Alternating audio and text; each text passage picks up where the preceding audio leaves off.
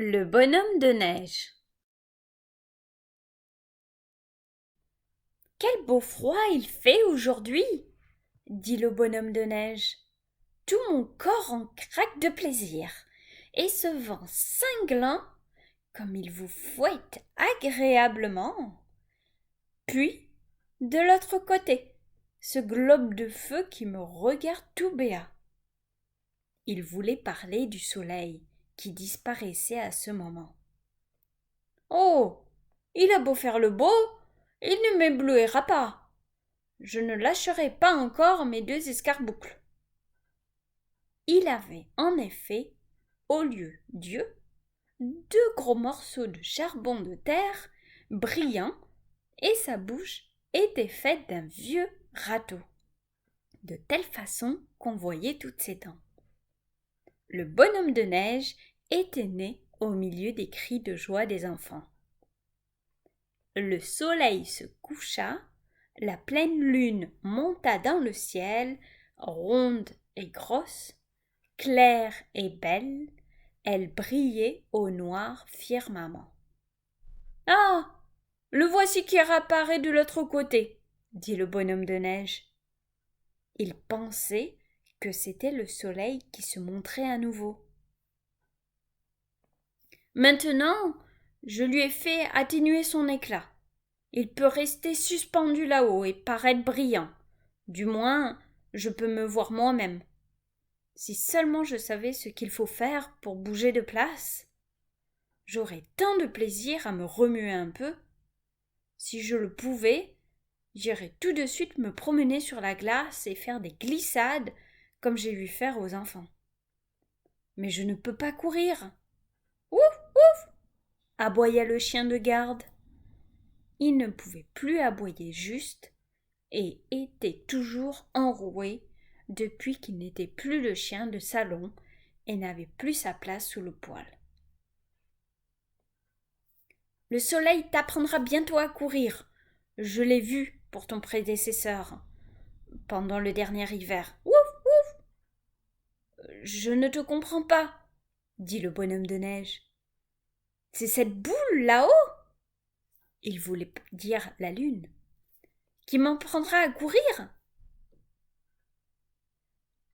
C'est moi plutôt qui l'ai fait filer en la regardant fixement, et maintenant elle ne nous revient que timidement par un autre côté. Tu ne sais rien de rien, dit le chien. Il est vrai aussi que l'on t'a construit depuis peu.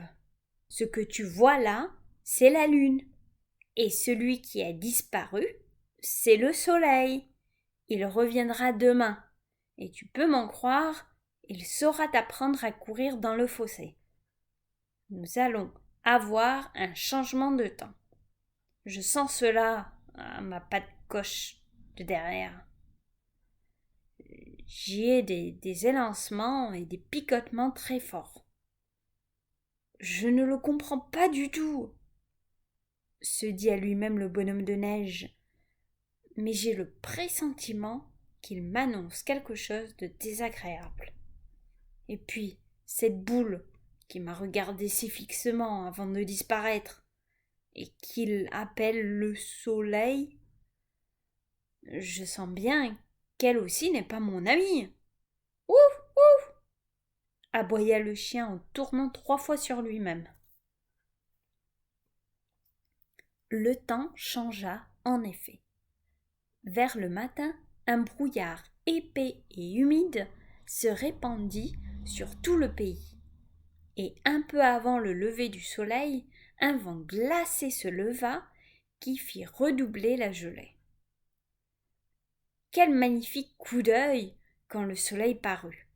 Arbres et bosquets étaient couverts de givre et toute la contrée ressemblait à une forêt de blanc corail. C'était comme si tous les rameaux étaient couverts de blanches fleurs brillantes. Les ramifications les plus fines, et que l'on ne peut remarquer en été, apparaissaient maintenant très distinctement.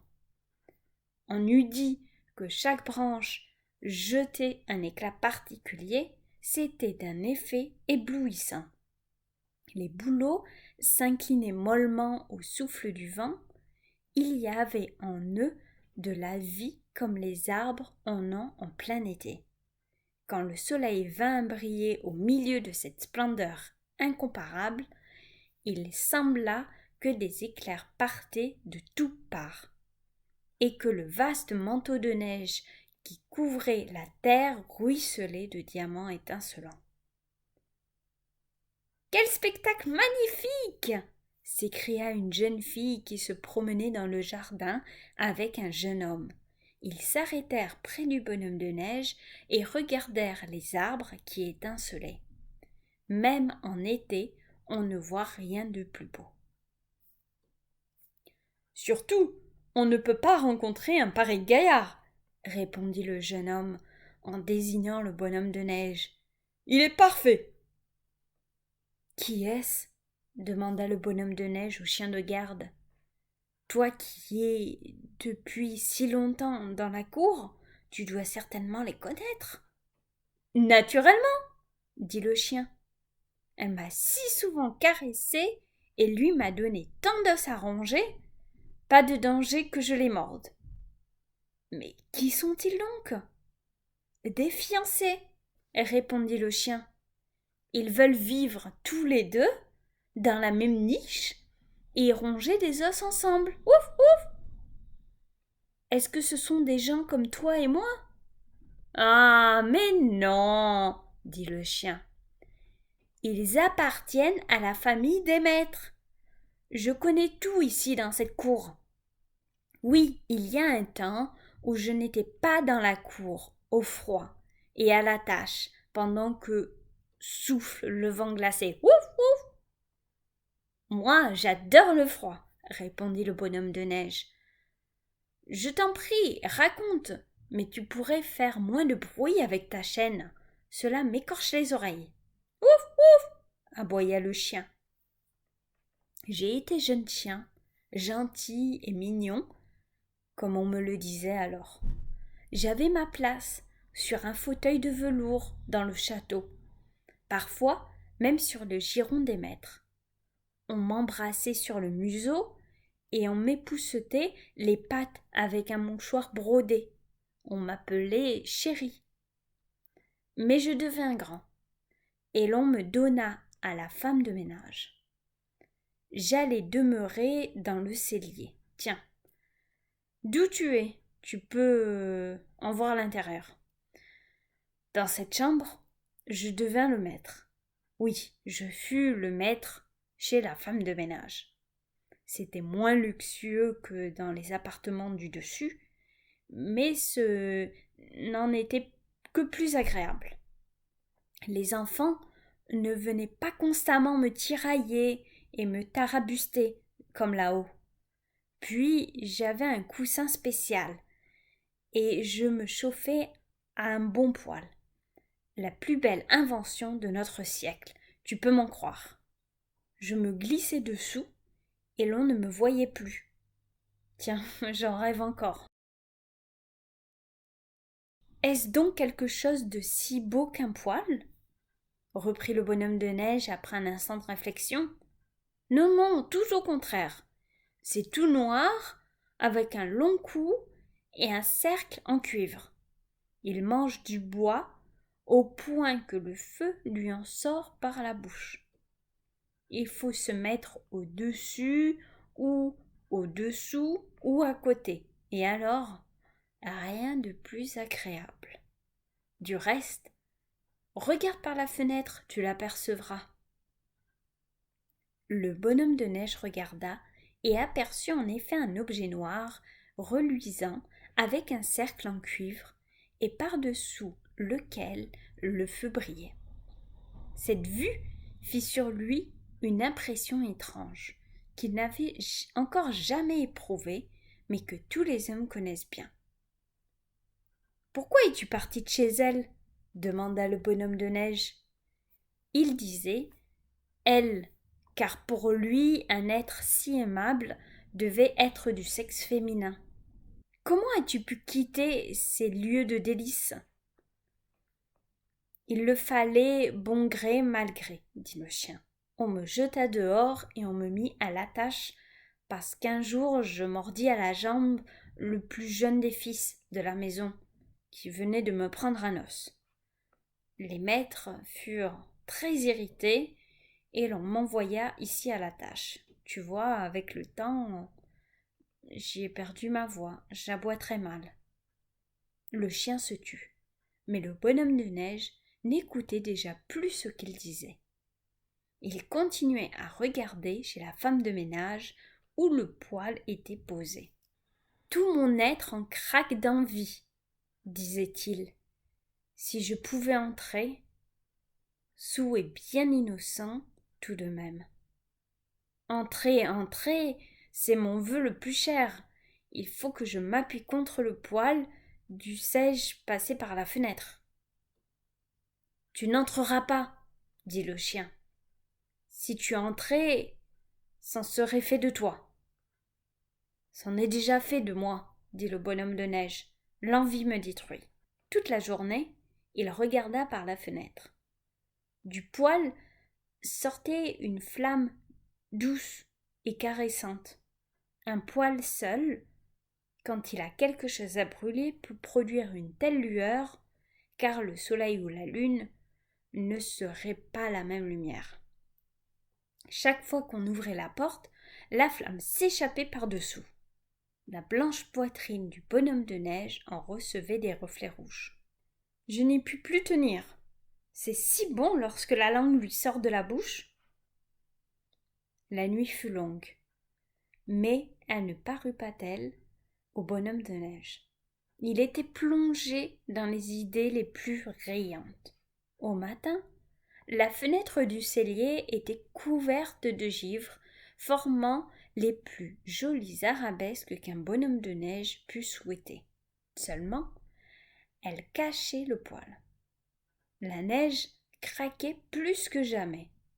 Un beau froid sec, un vrai plaisir pour un bonhomme de neige. Un coq chantait en regardant le froid soleil d'hiver.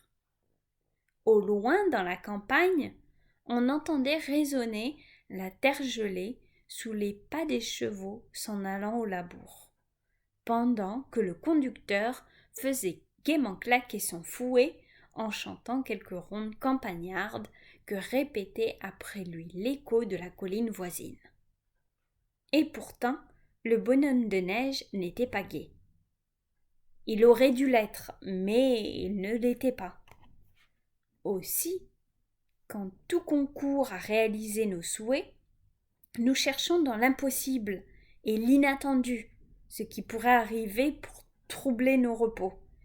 Il semble que le bonheur n'est pas dans ce que l'on a la satisfaction de posséder, mais tout au contraire dans l'imprévu d'où peut souvent sortir notre malheur. C'est pour cela que le bonhomme de neige ne pouvait se défendre d'un ardent désir de voir le poêle, lui, l'homme du froid, auquel la chaleur pouvait être si désastreuse. Et ses deux gros yeux de charbon de terre restaient fixés immuablement sur le poêle qui continue à brûler sans se douter de l'attention attendrie dont il était l'objet. Mauvaise maladie pour un bonhomme de neige, pensait le chien. Ouf, ouf! Nous allons encore avoir un changement de temps. Et cela arriva en effet. Ce fut un dégel. Et plus le dégel grandissait, plus le bonhomme de neige diminuait. Il ne disait rien, il ne se plaignait pas. C'était mauvais signe. Un matin, il tomba en morceaux, et il ne resta de lui qu'une espèce de manche à balai. Les enfants l'avaient planté en terre et avaient construit autour de leur bonhomme de neige. Je comprends maintenant son envie, dit le chien. C'est ce qu'il avait dans le corps qui le tourmentait ainsi. Ouf, ouf! Bientôt, après, l'hiver disparut à son tour. Ouf, ouf! Aboyait le chien. Et une petite fille chantait dans la cour. Oyez! Voici l'hiver parti! Et voici février fini! Chantons. Coucou, chantons. Couic-couit. Et toi, bon soleil, viens vite. Personne ne pensait plus au bonhomme de neige.